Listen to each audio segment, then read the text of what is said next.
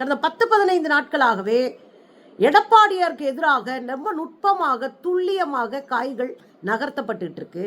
இப்ப ஆளும் பேருமா ஒரு கட்சியா வெளியேறும் போது யாருக்கு நெருக்கடி அதிகமாகும்? எடப்பாடியாருக்கு நெருக்கடி அதிகமாகும்.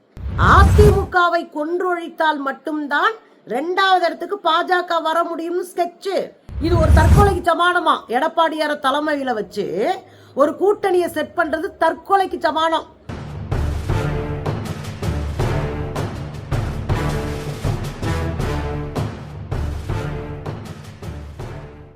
வணக்கம் தோழர்களே. டெல்லிக்கு ஓடி இருக்காரு செங்கோட்டையன். அமித்ஷாவையும் நிர்மலா சீதாராமன் அவர்களையும் சந்திக்கிறதுக்காக போயிருக்கிறதா தகவல். ஆனா நான் காசி யாத்திரை போறேன் அப்படின்னு சொல்லிட்டு போயிருக்கிறாரு. இதுக்கு இடையில டெல்லி மேலிடம் ஒரு ஸ்கெட்ச் போட்டிருக்கு. இந்த தலைமை பொறுப்புல இருக்கிற எடப்பாடியை காலி பண்ணி விட்டுட்டு தனக்கேத்த ஒரு பொம்மையை கொண்டு வந்து அதுல உட்கார வச்சிடணும்னு அங்க ஒரு ஸ்கெட்ச் நடந்துட்டு இருக்கு டெல்லியில. இதுகளுக்கு இடையில கூட்டணி கட்சிக்குள்ள இருக்கிற கட்சிகள் எல்லாம் ஆளுக்கு ஆளு போர்க்கொடி உயர்த்த ஆரம்பிச்சிருக்கிறாங்க. எடப்பாடியாருக்கு எதிராக பேச ஆரம்பித்திருக்கிறார்கள். ரொம்ப பக்கா ஸ்கெட்சோட பாஜக பிளே நடத்திக்கிட்டு இருக்கு. என்ன நடந்துச்சு உங்களுக்கு ரொம்ப நல்லா தெரியுங்க. கடந்த 10-15 நாட்களாகவே எடப்பாடியாருக்கு எதிராக ரொம்ப நுட்பமாக துல்லியமாக காய்கள் நகர்த்தப்பட்டு இருக்கு. நமக்கு வெளியே இருந்து பார்க்கும்போது அவங்க கூட்டணி கட்சியில அடிச்சுக்கிறாங்கப்பா, முன்னாள் அதிமுக இன்னாள் அதிமுக அடிச்சுக்கிறாங்கப்பா அப்படின்னு தோணும். ஆனா நுட்பமா புள்ளிகளை இணைச்சு நீங்க பாத்தீங்கன்னா பக்கா அரசியல் ஸ்கெட்ச் புரியும். பாஜகவினுடைய அடிவருடித்தனம் உள்ளடித்தனம் புரியும். அதுக்கு 2-3 உதாரணங்கள் என்னால சொல்ல முடியும். நேத்து நேரம் அறிவிக்கிறாரு செங்கோட்டையன், 10 நாள் உங்களுக்கு டைம். 10 நாளைக்குள்ள எடப்பாடியார் பிரிந்து போன அத்தனை பேரையும் ஒருங்கிணைக்கணும். அப்படி இல்லைன்னா நானே இறங்கி செய்வேன் அப்படின்னு அவர் அறிவிக்க, மறுநாளே எடப்பாடியார் என்ன பண்றாரு? மொத்த பதவியில இருந்தும் செங்கோட்டையனை தூக்கி போற மேடையில போய் நின்னுட்டு அதிமுகவை அழிக்கிறதுக்கு ஒருத்தன் பிறந்து வரணும்டா அப்படின்னு பயங்கரமா அப்படியே கதறி சத்தம் போட்டு பேச பாஜகவுக்கு கடுப்பு ஏறி போயிருக்கு. இதுக்கு இடையில பல பிளான்ஸ் வச்சு போயிருக்கிறாங்க. இப்ப எல்லாத்துலயும் தூக்கணும்னு என்ன ஆயிடுச்சு தெரியுங்களா? செங்கோட்டையனை எல்லா பொறுப்புலையும் தூக்கிட்டாரு எடப்பாடியாரு. உடனே செங்கோட்டையனுக்கு ஆதரவாக அதிமுகவில் இருக்கக்கூடிய எம்எல்ஏக்கள், பெரிய பதவிகள்ல இருக்கக்கூடியவங்க, பொறுப்புகள்ல இருக்கிற எல்லாரும் தங்களுடைய பொறுப்புகளை தாங்களே ராஜினாமா பண்ண ஆரம்பிச்சாங்க. இது எடப்பாடிக்கு ஒரு நெருக்கடியை ஏற்படுத்தக்கூடியதா இருந்துச்சு. இதுக்கு இடையில டிடிவி தினகரன் முக்கியமான பல விஷயங்களை பேசியிருக்காப்ல. அப்படியே பச்சையா தெரியும் பாஜகவுடைய பிளான். கொஞ்ச நாட்களாகவே பாஜக கூட்டணிக்குள்ள இருந்த பல கட்சிகள் வெளியேறிட்டே இருக்கிறாங்க. தேமுதிக கடுப்புல வெளியேறினாங்க, அது எல்லாருக்குமே தெரியும். தேமுதிகவிற்கு மாநிலங்களவையினுடைய எம்பி தர்றேன்னு சொல்லி ஏமாத்திட்டு கை விரிச்சிட்டாரு எடப்பாடியார். அதனால கோபம் அடைந்த தேமுதிக டிசம்பர் மாசம் நாங்க சொல்றோங்க யாரு கூட கூட்டணி அப்படின்னு சொல்லிட்டு வெளியேறிட்டாங்க. அவங்கதான் முதல்ல பாஜக கூட்டணியில இருந்து வெளியேறியவர். அதுக்கப்புறம் நீங்க பாத்தீங்கன்னா ஒருத்தரா வெளியேற ஆரம்பிச்சிட்டாங்க. அடுத்து 2வதா ஓபிஎஸ் அவர் வெளியேறாரு. ஓபிஎஸ் வெளியேறதுக்கு ஒரு காரணம் என்ன அப்படின்னா, இன்னைக்கு பாஜகவுல தலைவரா இருக்கிறவரு தங்களை அவமானப்படுத்துகிறார்னு ஓபிஎஸ் சொன்னார். ஞாபகம் இருக்குங்களா? ஓபிஎஸ் அவருக்கு மெசேஜ் போட்டதாகவும் அவருக்கு போன் பண்ணதாகவும் நான் உள்துறை அமைச்சரை சந்திக்கணும்னு டைம் கேட்டதாகவும், ஆனா அவர் போனே எடுக்கல, உள்துறை அமைச்சரை பார்க்கறதுக்கு அனுமதி பெற்று தரல, உள்துறை அமைச்சரும் எங்களை கண்டுக்கல அப்படின்னு கோபத்துல தான் வெளியேறி 3 முறை முதலமைச்சர் ஸ்டாலின் அவர்களை சந்திச்சு தமிழ்நாட்டு அரசியல ஒரு பரபரப்பை உண்டாக்கினார்.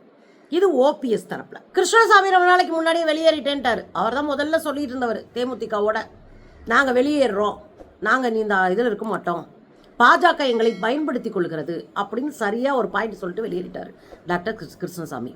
இப்படி இந்த கட்சி போன பிறகு இப்ப யாரெல்லாம் போறாங்க அப்படின்னா, டிடிவி தினகரன் போன வாரம் அறிவிக்கிறார், நாங்க வெளியேற போறோம், நாங்க இனிமேல் பாஜக கூட்டணியில இருக்க மாட்டோம் அப்படின்னு அவர் அனௌன்ஸ் பண்றாரு. அதுக்கப்புறம் இன்னைக்கு ஜான் பாண்டியன் ஒரு லெட்டர்பாடு கட்சி அதை அனௌன்ஸ் பண்ணுது, நாங்க 3 மாசம் கழிச்சுதான் எந்த கூட்டணியில இருக்கோன்னே சொல்லுவோம் அப்படின்னு அவர் அனௌன்ஸ் பண்ணியிருக்காரு. இப்ப ஆளும் பேருமா ஒரு கட்சியா வெளியேறும் போது யாருக்கு நெருக்கடி அதிகமாகும்? எடப்பாடியாருக்கு நெருக்கடி அதிகமாகும். ஏன்னா ஒரு மாநிலத்தில் பலம் வாய்ந்த கட்சி தான் அந்த கூட்டணிக்கு தலைமை தாங்குகிற கட்சி. அப்படி பார்த்தா அதிமுக தான் பலம் வாய்ந்த கட்சி, அதிமுக தான் இந்த கூட்டணியினுடைய தலைமை. அப்ப கூட்டணிக்குள்ள இருக்கிற ஒரு கட்சியும் வெளியேறிக்கிட்டே இருந்துச்சுன்னா யாருக்கு நெருக்கடி முற்றும்? எடப்பாடியாருக்கு நெருக்கடி முற்றும். இந்த எடப்பாடியாருக்கு நெருக்கடி கொடுப்பதற்கு திடீர்னு பேசி திடீர்னு பொங்கி திடீர்னு வெளியே வந்த செங்கோட்டையன் தான் அடுத்த பொம்மை தலைவரா மாற்றுவதற்கான ஒரு உள்ளடி வேலை நடந்துட்டு இருக்கு. இதுல நமக்கு என்னன்னா ஒரு கட்சியா வெளியேறது ஒரு நெருக்கடி தர்றாங்க, அதெல்லாம் பார்க்கலாம்.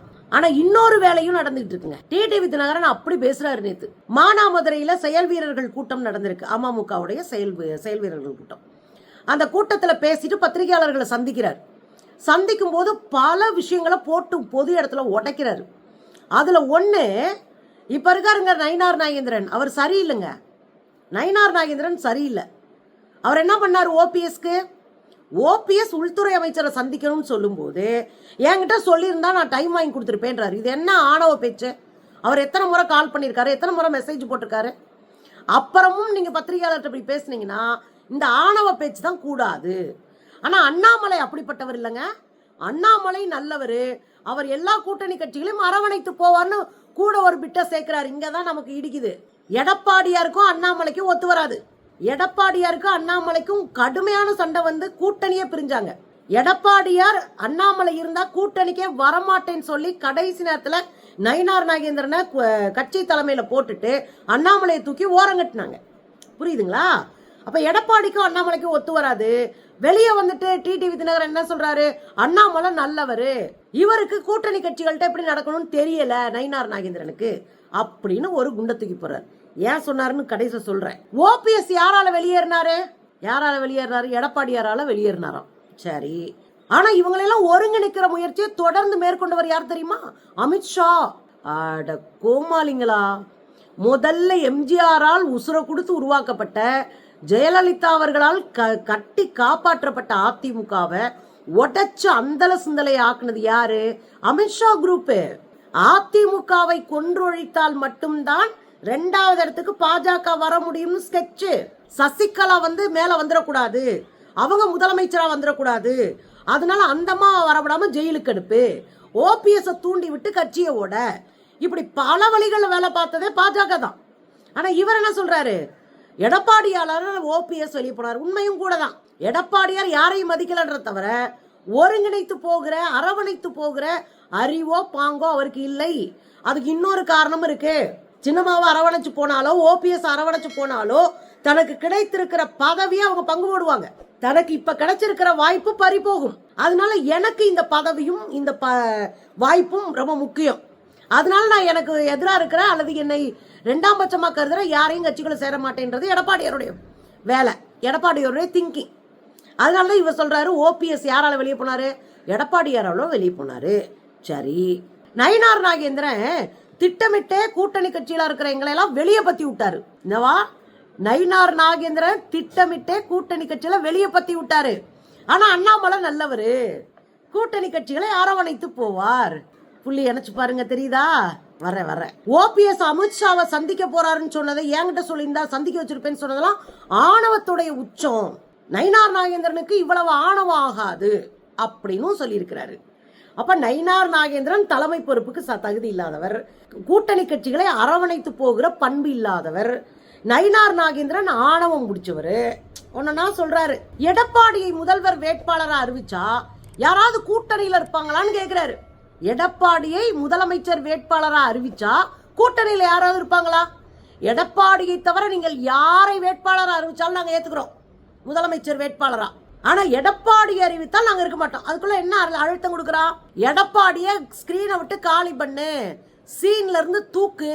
எடப்பாடி இனிமேல் தலைமை பொறுப்புல இருக்க மாட்டாரு. ஒரு பொம்மையான ஒரு தலைவனை கொண்டு வந்து நிப்பாட்டு, அவன் கூட இருந்துட்டு போறான். நாங்க பாஜகவுக்கு ஜால்ரா தட்டிட்டு கூட இருந்துட்டு போறோம். ஆனா எடப்பாடி இருக்கக்கூடாது.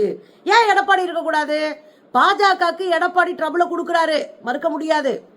எடப்பாடி என்ன சொல்றாரு, இங்க கூட்டாட்சி கிடையாது, 210 தொகுதிகள்ல நாங்க ஜெயிச்சு தனிப்பெரும்பான்மையோட ஆட்சி அமைப்போம் அதிமுக. இது எடப்பாடி ஸ்டேட்மெண்ட். ஆனா தொடர்ந்து கூட்டாட்சியை பற்றி பேசுறது யாரு? அமித்ஷா. தொடர்ந்து அமித்ஷாவுக்கு எதிரான கருத்துக்களை பேசிட்டே இருக்கிறாரு எடப்பாடியார். அதே போல கட்சிக்குள்ள இருக்கிறவங்க வெளியேறினா கூட பரவாயில்ல, வெளியே போட்டோம், தூக்கி ஏறி பதவி விட்டு தூக்கு அப்படின்ற வேலையும் பார்த்துட்டு இருக்காரு. இது ஒரு நெருக்கடியை உண்டாக்குது. அப்படின்னு அவர் மேலே ஒரு சார்ஜ் வச்சுங்க. எனவே அவரை முதலமைச்சர் வேட்பாளராக இருந்தால் எவங்க கூட நிற்பான் அப்படின்னு டிடிவி தினகரன் கேட்கிறாரு. நாங்கள் தற்கொலை செய்து கொள்வதை அண்ணாமலை விரும்ப மாட்டார்.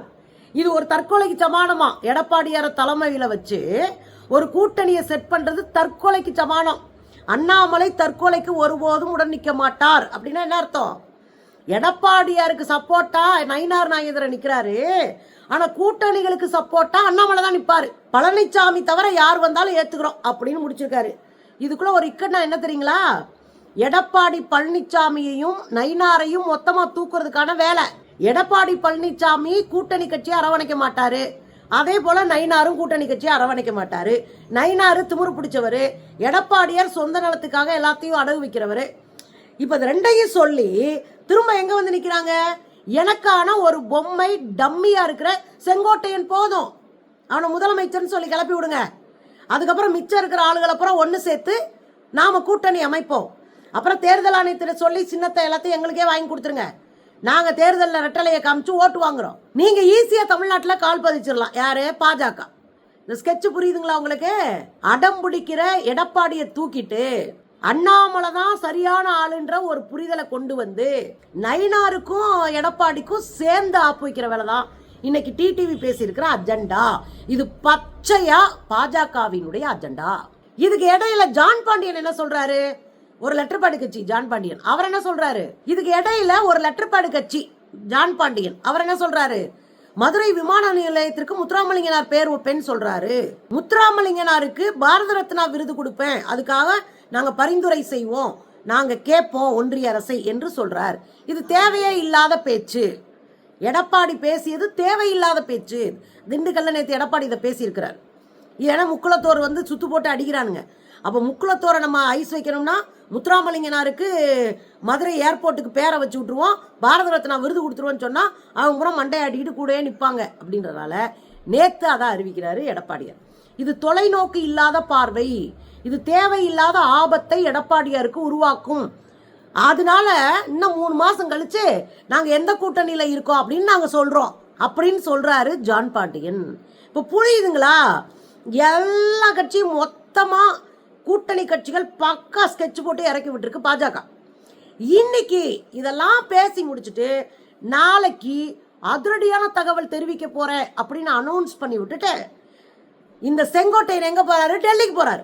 நாளைக்கு தான் அதிரடியா ஏதோ பேச போறேன். அப்புறம் எதுக்கு இன்னைக்கு போய் சாமி கும்பிட போறேன், நான் தீர்த்த யாத்திரை போறேன், நான் இமயமலைக்கு போறேன்னு கிளம்புற? இருந்து என்ன நீங்க தீர்மானிச்சிருக்கேன்னு சொல்லி இருக்கணும்ல. ஆனா இவர் அப்படி சொல்லல, டக்குன்னு கிளம்பி டெல்லிக்கு போறாரு. டெல்லிக்கு ஏன் போறாரு? அமித்ஷாவையும் நிர்மலா சீதாராமனையும் சந்திக்க.